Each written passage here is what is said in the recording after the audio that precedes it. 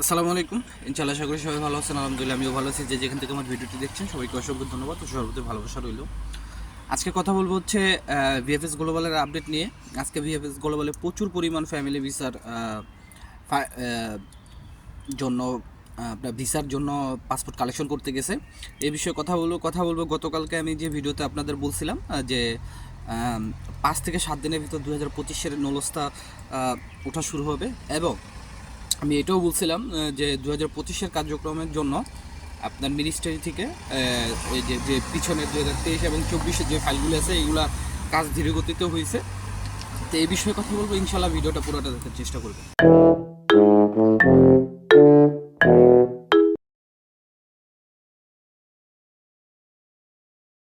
তো সব কিছুর জন্য আলহামদুলিল্লাহ। হ্যাঁ, প্রথমেই আমি আপনাদেরকে একটু ছোট করে একটু ভিএফএস গ্লোবালে আজকে যে ফ্যামিলি ভিসার যে এইটা সেটা আমি একটু আপনাদেরকে দেখাই। ভাই সাব্বির ভাই আছে, সাব্বির ভাই, তানবীর, হ্যাঁ অনেক ভাই ব্রাদার আছে, ফ্যামিলি ভিসা আছে, উল্লেখ করে বলে দেন। আমি তো আপনারা দেখছেন ভিডিওটা। তো প্রথমে আমি যে বিষয়টা কথা বলতে চাই যে 2025-এর নলস্তা নিয়ে আমি যে কথাটা বলতে চাই। 2025-এর নলস্তা আসলে ভাই এটা কোনো আপনার মিনিস্ট্রি থেকে পাওয়া না বা গভর্নমেন্ট থেকে পাওয়া নিউজ না। দেখেন, আমি আপনাদেরকে একটা কথা আগেই বলে দিই যে আমি যে নিউজ দিই এই নিউজের ভিতরে আমার ভুল থাকতে পারে। তো এই ভুলগুলো আপনারা ক্ষমা দৃষ্টিতে দেখবেন, কারণ একবারে 100% অথেন্টিক নিউজ আমার পক্ষে দেওয়া সম্ভব না, কারণ আমি কোনো গভর্নমেন্টের জব করি না বা আমি ভিএফএস গ্লোবালের ভিতরেও জব করি না। তো ভুল হতেই পারে। যতটুকু পারি আপনাদের জন্য 100% ইনফরমেশন দেওয়ার চেষ্টা করি, তারপরেও এর ভিতরে ভুল থাকতে পারে। তো ক্ষমা সুন্দর দৃষ্টিতে দেখবেন। তো এই যে আগামী 5 থেকে 7 দিনের ভিতরে নূলস্থা ওঠা শুরু হবে, এই নিউজটাও পাইছি। আসলে এখন শোনা কথা কতটুকু হইব জানি না, তবে আমার যতটুকু মনে হয় যে এই নিউজটা সত্যি। এখন আমরা এইটুকু দেখতে পারবো আগামী সপ্তাহ থেকে, হয়তো বা আগামী সপ্তাহ না হলেও পরের সপ্তাহ থেকেও হতে পারে। কিন্তু যতটুকু নিউজ পাইছি আগামী 5 থেকে 7 দিনের ভিতরে 2025-এ যে নলস্তাগুলি আছে সেগুলো উঠবে। এখন 2025-এর নলস্তাগুলি ওঠার কারণ আছে, কী জন্য আমি বলি।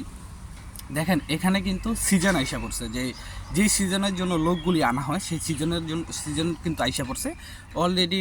বিভিন্ন সংস্থা কিন্তু, যে কাজের সংস্থাগুলি আছে যারা এইসব মেনটেন করে, লেবার পোস্টে মেনটেন করে, তারা কিন্তু লোকের জন্য আবেদন করে ফেলছে যে লোক লাগবে। মানে বিশেষ করে যে ক্ষেত্রটা সেটা হচ্ছে কৃষি সেক্টরগুলোতে আপনার লোকের জন্য তারা বলতেছে। তো যেহেতু এই যে সামনে সিজন, এখন কৃষিকাজের মৌসুম আইসা পড়ছে, এখন যারা সিজনাল বিষয় জমা দিয়েছেন তাদের অবশ্যই কিন্তু নলস্তাটা ওঠা আবশ্যক। এখন নলস্তা শুধু যে মালিকে কৃষি জমা দিছে তা না, স্পন্সরও জমা দিছে, কৃষিও জমা দিছে, কারণ এখানে কিন্তু বারোমাসিক কাজও আছে অনেক ক্ষেত খামারিতে। যেরকম আপনার ফার্মের কাজ আছে, বিভিন্ন এই যে টমেটো, তারপর শসা, তারপর গাজর, এইসব কাজগুলি আছে। এইখানে আপনি যদি হিসাব করেন, ইতালি চলেই হচ্ছে ট্যুরিস্ট সেক্টরের মাধ্যমে। যেরকম বিভিন্ন ধরনের আবাসিক হোটেল, তারপরে হচ্ছে আপনার রেস্টুরেন্ট, সবচেয়ে বেশি কিন্তু রেস্টুরেন্ট এবং শিপের যে কাজগুলি এগুলো দিয়ে কিন্তু চলে। তো সেই ক্ষেত্রে বলা যায় যে আগামী 1 থেকে 2 সপ্তাহের ভিতরে 2025-এর নলস্তা ওঠা শুরু হয়ে যাবে ইনশাআল্লাহ। তারপরে আমি যে বিষয়টা বলি যে 2025-এর কার্যক্রমের জন্য 2023 এবং 2024-এর যে কার্যক্রম সেটা একটু ধীরগতিতে চলছে। এটাও আমি যাই হোক যেভাবে হোক শুনছি, ঠিক আছে। আপনার একটা ভয়েস থেকে আমি শুনছি, বা কোনো এক পেশাদার উকিলেই বলছে, এটা আমাকে এক ধরনের পাঠাইছিল, জানি না কতটুকু সত্য, কিন্তু এটা আমি শুনছি যে এখানে বলা হয়েছে, মিনিস্ট্রি থেকেই বলা হয়েছে যে আগে 2025 সালের কার্যক্রমগুলি, যে নলস্তাগুলি এগুলা হচ্ছে ভেরিফাই করার জন্য, এগুলা ভেরিফাই শেষেই কিন্তু 2023 এবং 24-এর কাজগুলি তারা করতে বলছে। তাই এখন যেহেতু নলস্তা ওঠার সময় হয়ে গেছে, সময় আরও আগেই হয়েছে, যদি আমরা গত ফ্লোসে হিসাব করি 1 মাস পরের থেকে কিন্তু নলস্তা ওঠা শুরু হয়েছে। যেহেতু এইবার ভেরিফিকেশনটা একটু জোরদারভাবে করা হয়েছে, যাতে এখান থেকেই যে নলস্তাগুলি বের হইব সেগুলো একবার সোজা ডিরেক্টলি ভিএফএস গ্লোবালে জমা দিলেই যাতে ভিসা হয়। তো এই জন্য তারা একটু হয়তোবা সময় বেশি নিছে, যার কারণে কিন্তু তারা 2023 এবং 2024-এর কাজগুলি তেমন একটা জোরদারভাবে করে নাই। তবে এখন থেকে 2023 এবং 2024-এর কাজগুলি তারা জোরদারভাবে করবে, এটাই আমরা প্রত্যাশা রাখি, বা এটাই কিন্তু আমরা দেখতেছি। আজকেও ভিএফএস গ্লোবালে দেখলাম ভালো ভিসা আর কালেকশন হয়েছে। তারপর আমি আপনাদেরকে আরেকটা বয়স শুনাইতে চাই, যেটা হচ্ছে আপনার এক ভাইয়ের ভিসার জন্য মেসেজ আসছে পাসপোর্ট সাবমিট করার জন্য, আর সেটা হচ্ছে নেপোলি শহর। আপনারা একটু শোনেন। আসসালামু আলাইকুম সাইদুল ভাই, আমারটা তো মেসেজ চাই পড়ছে, ওই যে জমা দিয়ে এলাম না, সেই মেসেজ চাই পড়ছে, মেসেজ চাইছে না আমি কালকে ভিসা আনতে যাবো। সালাম আলাইকুম ভাই, নেপোলিতে জমা দিয়ে সালাম।